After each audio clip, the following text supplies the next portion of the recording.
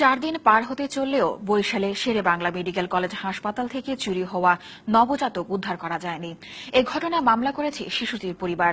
হাসপাতালের এক রোগী ওই নবজাতককে চুরি করেছে বলে ধারণা করছে পুলিশ।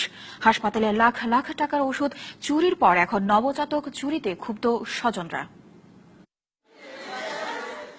ছোট্ট পোশাক, কিন্তু কষ্টটা বড়। জন্ম দেবার মাত্র 4 দিনের মাথায় সন্তান চুরি।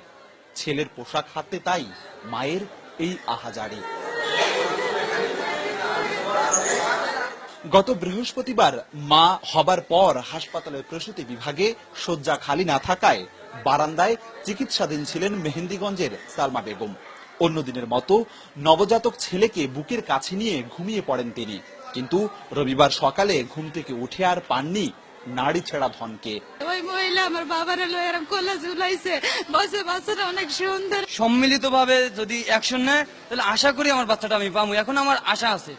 শিশুটিকে কে বা কারা চুরি করেছে কেউ বলতে পারছে না, তবে হাসপাতালের ব্যবস্থাপনা আর নিরাপত্তা নিয়ে ক্ষুব্ধ স্বজনরা। যদি এই নাইট গেটারা থাকতেই তাই একজনের সই পড়তে না যান, এত রাত্রে বাচ্চার লাই কোথায় যান, তাইলে এই ধরতে তো, তাইলে এরা কি করছে?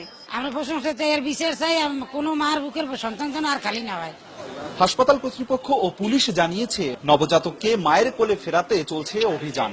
আমরা সন্দেহ করতেছি যে ওই মহিলাই যে পাশের বিছানায় ছিল সেই নিয়েছে, যেহেতু তার একটা মোবাইল নাম্বার আছে, সেই মোবাইলে আমরা সার্চিংও করছি। চক্র কিনা বা এর পিছনে অন্য কোনো কারণ আছে কিনা আমরা খতিয়ে দেখছি। আমাদের দুটো টিম কাজ করছে, তো আমরা আশা করছি একটা ভালো রেজাল্ট হয়তো বা আসতে পারে।